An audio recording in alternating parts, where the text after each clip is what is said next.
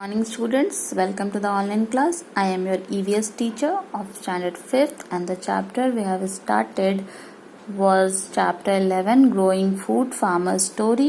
हमने ये चैप्टर शुरू किया था और हमने वेरियस स्टेजेस ऑफ फार्मिंग में पहला स्टेज पढ़ा था कि किस तरह से हम सॉइल को प्रिपेयर करेंगे खेती के लिए. Now next is sowing seed. तो let's start the topic. After the soil is ready, seeds are sown using a seed drill.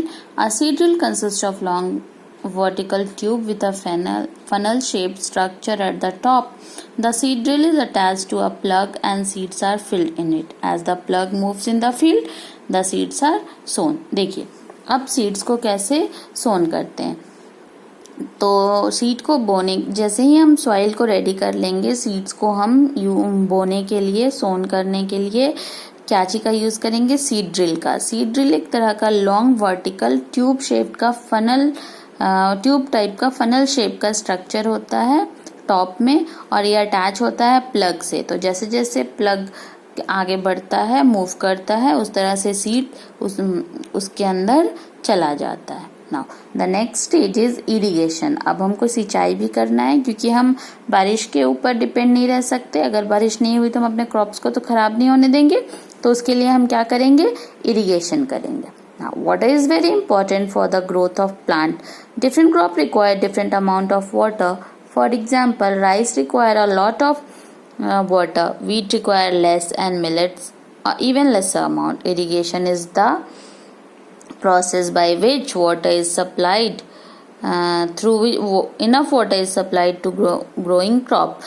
Well, tube wells, pond, lake, river, dams, canals are the various sources of irrigation. देखिए अब क्या है कि water तो बहुत important है plant को grow करने के लिए. अब डिफरेंट अलग अलग क्रॉप को अलग अलग पानी चाहिए. जैसे राइस के लिए राइस को बहुत पानी लगता है ग्रो करने के लिए, लेकिन वीट को थोड़ा कम लगता है और मिलेट्स को बहुत ही कम पानी में वो ग्रो कर जाता है. तो वाटर तो सप्लाई करना होगा ग्रोइंग क्रॉप्स के लिए. तो अगर बारिश नहीं हुआ तो हम क्या क्रॉप्स को इसी तरह सूखने देंगे? नहीं, हम आर्टिफिशियल वे से पानी डालेंगे फील्ड में, जिस प्रोसेस को हम इरिगेशन कहते हैं. तो हम क्या क्या यूज करेंगे?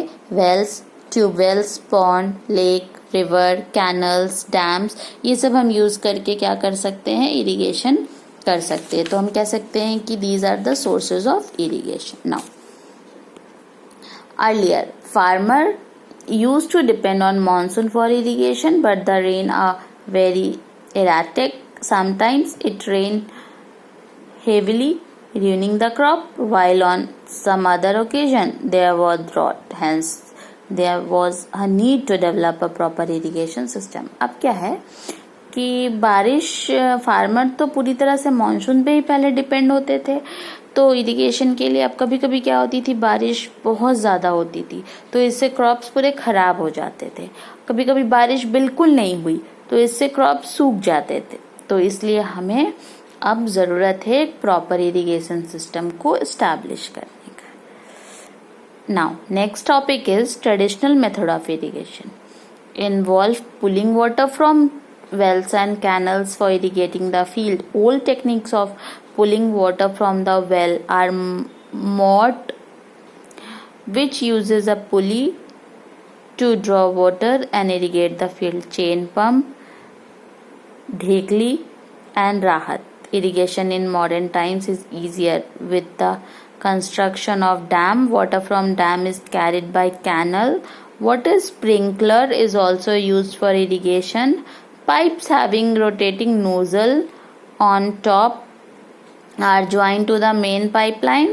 Water is pumped through the main pipe. A jet of water comes out of the nozzle and gets sprinkled on the crop. अब देखिए कभी कभी क्या होता है, ये ट्रेडिशनल मेथड थे इरिगेशन के कि आप कैनल से और वेल से पानी निकाल कर फील्ड को इरिगेट करते थे. तो कुछ पुराने टेक्निक से जिसमें मोट क्या, देखिए कुआं के बगल में इस तरह से पतली पतली क्यारी बना देते थे और उसमें वहां से पानी डालते थे तो पानी सीधा आपका बह जाता था फील्ड तक, और ये पुली के थ्रू ऐसे चेन लगा के पानी को खींचते थे। दूसरा था ढेकली और तीसरा मेथड था वाटर स्प्रिंकलर। तो इस तरह से वो पुराने जमाने के ट्रेडिशनल मेथड थे इरिगेशन के। Now our next topic will be adding fertilisers. तो we will discuss this topic in our another video. तो अभी हम यहीं तक देखेंगे। हमारा नेक्स्ट टॉपिक होगा adding fertilisers. Thank you student.